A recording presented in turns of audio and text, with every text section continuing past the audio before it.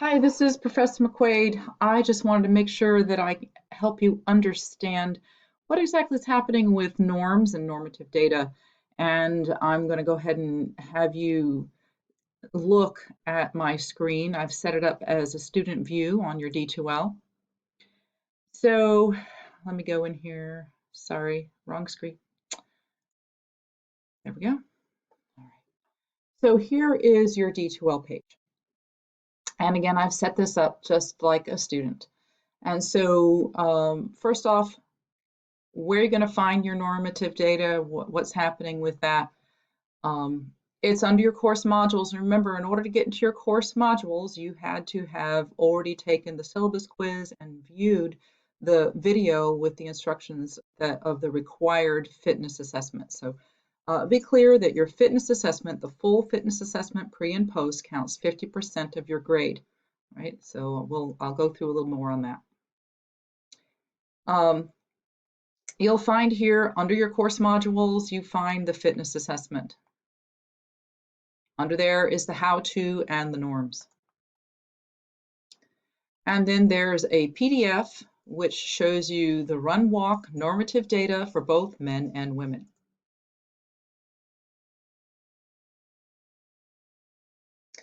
All right, so this is the chart that you would look at.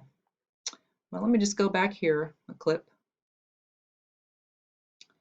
So at the beginning of this segment of the module, I've given you a definition of what norms are. So normative data is data from a referenced population that establishes a baseline distribution for the score or measurement against which that score or measurement can be compared. So normative data is typically obtained from a large, randomly selected representative sample of the wider population. So in this case, what you're doing is you are comparing yourself to the norms. And the norms are broken down into your age and your gender. Right, so let's go in here and again go back to your run walk, because this seems to be some confusion, people doing weird calculations, making assumptions, etc.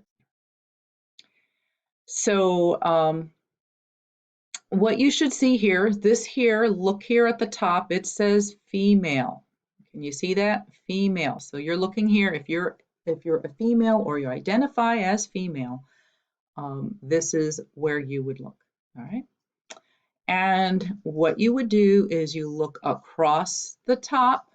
See across the top here, you will see age 13 to 19, age 20 to 29, okay? And then looking down, your point value, the top is 100 and it scrolls down to 59 points. And notice you have two categories. You have a 3 mile in blue and a 1.5 mile in white, right? So what you would do is you do your fitness assessment, you do your run or your walk, and you're recording all that. I'll give you some more hints on that in another video. And what you do is look at what your time was. So let's say you are a 25-year-old female. We're in the female chart. Scroll down, there's the male chart. So you're a 25-year-old female. Here you are in the 20 to 29 range, and you did your 3 mile walk in 1 hour. Okay, so 1 hour is greater than 43 minutes and 48 seconds. So that's 1 hour is 60 minutes. Let's say you did 60 minutes and 5 seconds. That would be 1 hour and 5, right? So that means you fall under the category of needs improvement. Right? So that is valued out of 100 points. That would be 59 points. But let's go here and take a look at what you're also doing in this. Okay. So when you go to the rubric and you're looking at your assignment on your pre or post assessment, I can't get into there because it's when you look here on the rubric, your run walk is worth a total of 50 points. Because you're in my course, you are doing that at 50 points versus a 100-point value. All right, so by completing all the other components of this rubric, creating a nice PowerPoint, making sure you do a selfie with your information and a photo, ID, you put your BMI, and you compare yourself to the norms on your BMI. We'll look at that again. As long as you put all that information, you get all those points. And then this would be, so remember we said that was 59 points. You don't get 59 points here. You get 59 divided by 2, all right? That's the ratio. Think of your basic ratios in math. So you would get 29.5 points. And so I usually round that up to 30 points. And then your push-ups. You do your push-ups, you do them upon completion, and you would you make sure you compare yourself to the norm, you do them correctly.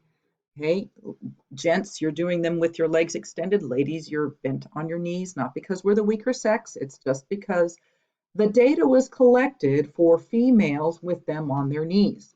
So if you are really strong, then, and you could do them with your legs extended, you're going to be super strong doing them on your knees. And you're going to be able to compare yourself to other females as opposed to doing them with your legs extended and not being able to compare yourself to the norms, because you would do fewer of them with your legs extended than you would with your knees bent. And then your crunches, make sure you look at how to do the crunches. It's not elbows back, etc. You're going to have done them and they're just sliding down the sides and it's just a little crunch. So look at how to do it. Don't just make assumptions that, well, it's crunch, I know how to do this. Because if you do them incorrectly, you only get 2 points. You want to get every point possible. So just please follow the instructions. And then you have your sit and rise test and you want to score it, compare yourself to the norms. Your sit and reach test, again, you're going to compare yourself to the norms.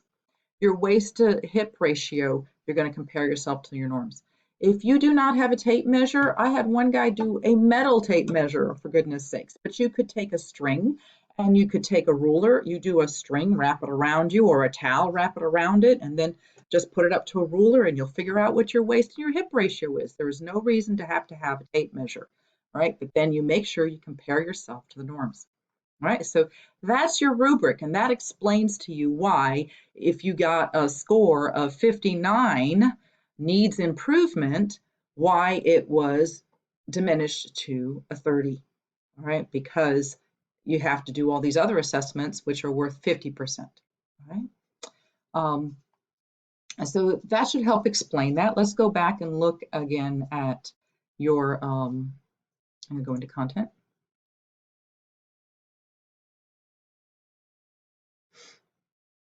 So again, here I have them under the fitness assessment, but please also understand, I have all of these things linked through your course checklist. So here you go in through your checklist and all that stuff is linked. Those modules have been linked into that checklist so that you shouldn't feel like you have to remember everything. It's all there. But back into course modules again. Here's the fitness assessment. And again, this here was the how-to and norms, all right? Teaches you how to use a treadmill. I've got a link there for that. Here's a demonstration of a 1.5-mile run test demonstration. Here's your BMI and norms. It's a PDF and it tells you.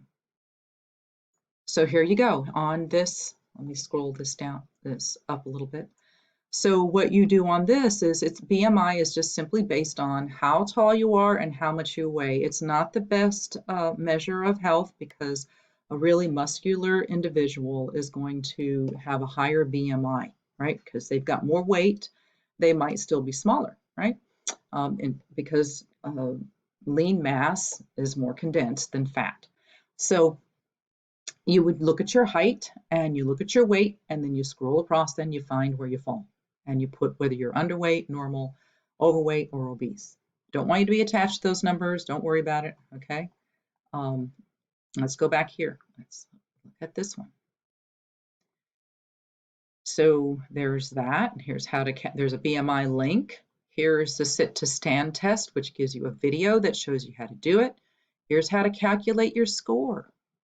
So it teaches you how to do it. And these are all linked to the rubric, guys. So it's all there. It teaches you how to calculate your score.